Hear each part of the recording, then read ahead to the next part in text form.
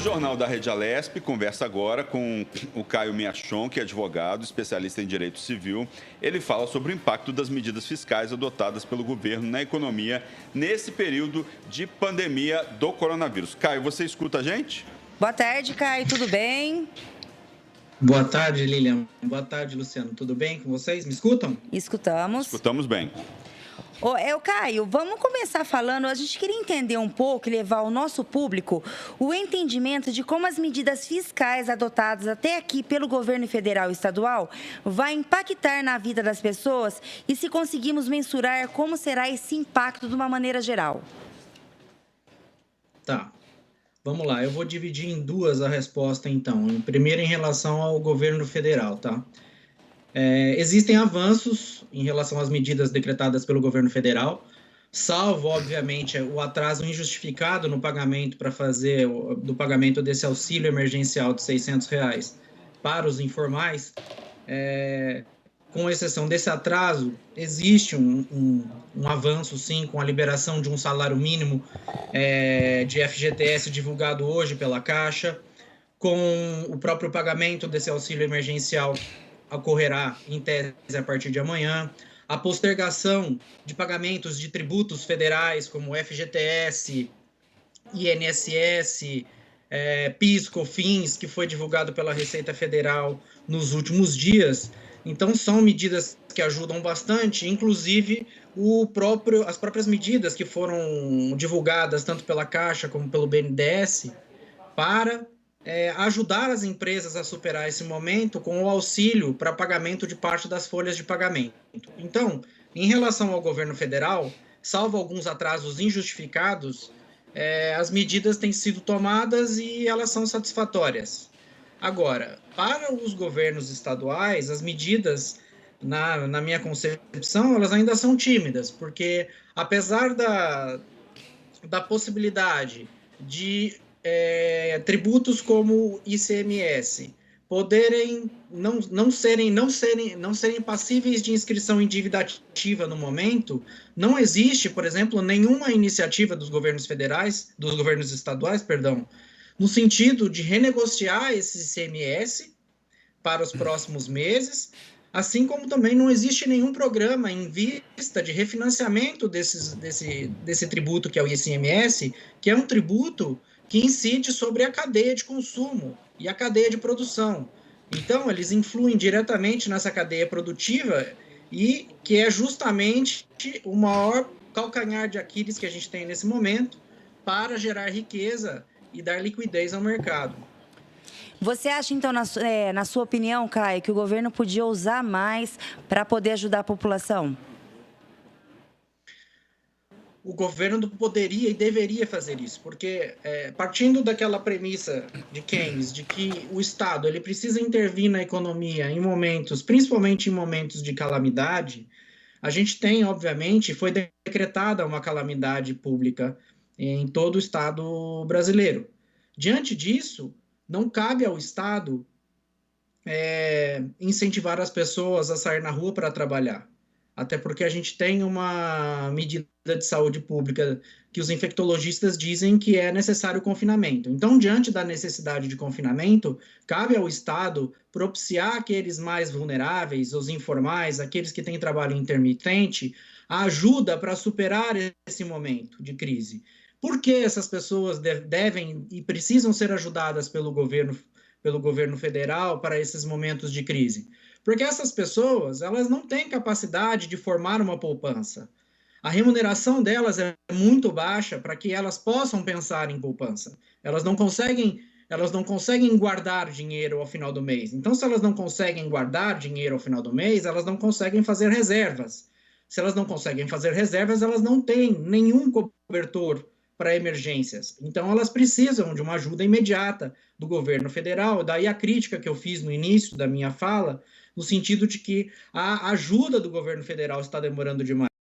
Apesar deles dizerem que vão pagar a partir de amanhã, essa ajuda já deveria ter sido paga, pelo menos, àqueles que já estão no cadastro único, como também no cadastro do Bolsa Família.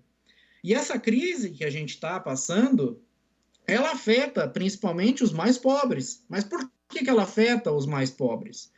Porque os mais pobres, eles são, como eu disse, aqueles que não conseguem fazer poupança, e eles são, em tese, as pessoas que têm menos qualificação.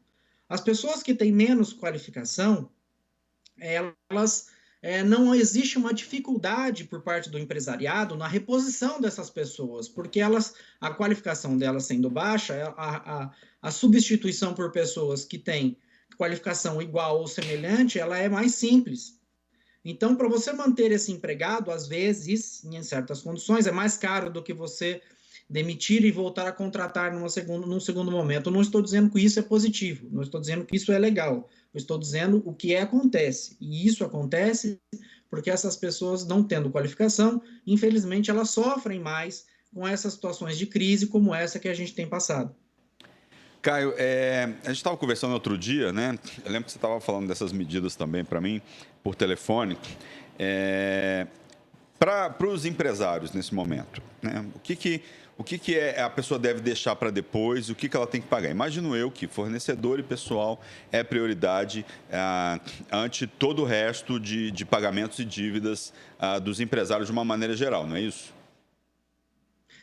Sim, na verdade, os empresários, eles precisam do quê? Precisam fazer caixa. Muitos não estão conseguindo fazer caixa.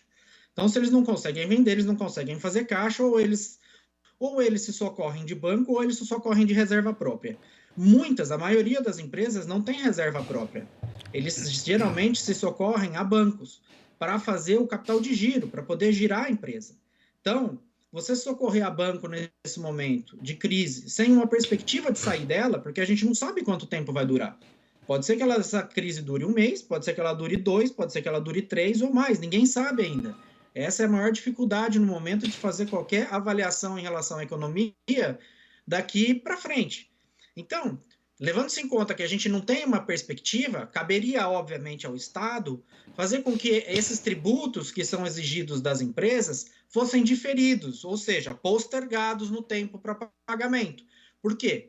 Vamos pensar a grosso modo, você prefere uma empresa que quebra e não tem condições nem de pagar os empregados e nem o Estado no segundo momento, ou uma empresa que permanece em atividade, ainda que com algum empréstimo subsidiado do Estado, para que ela não só mantenha os empregos das pessoas que estão trabalhando nessas empresas, como também pagando o próprio Estado, obviamente com juros mais baratos ao longo do tempo e, obviamente, mantendo-se toda a área de consumo e a atividade econômica em curso.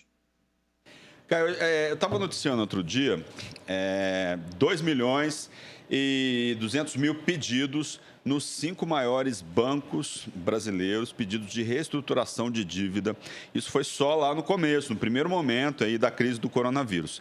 Estava conversando com os especialistas esses dias, eles estavam me dizendo que isso aí deve ser 1/4 do total de pedidos. Esses primeiros pedidos resultaram em 200 bilhões de reais. Como que você avalia essa corrida aos bancos para pedir renegociação de dívida no primeiro momento, montante de 200 bilhões de reais e 2.200.000 pedidos de renegociação? Bom, eu farei uma divisão em 2 partes, né, desses pedidos, porque algumas pessoas, bem provável, que tenham feito esse pedido de renegociação se aproveitando do momento de uma situação do coronavírus, porque já não vinham bem financeiramente e se utilizaram desse subterfúgio para fazer esse pedido sem que o coronavírus, essa crise do coronavírus tenha realmente afetado. Sem que essa crise do coronavírus tenha realmente afetado a situação financeira dessas pessoas. Para isso, existe, inclusive, um projeto de lei em curso, pendente de votação na Câmara dos Deputados, aprovado no Senado, que coloca um marco temporal para 20 de março, para que as relações jurídicas, a partir desta data, possam ser reavaliadas com mais calma. É interessante esse projeto de lei, acho interessante se puderem dar uma olhadinha. Principalmente tem desde questões de despejo, que os despejos com base no artigo 59 da Lei 8.245 ficam suspensos durante esse período, como outras medidas interessantes.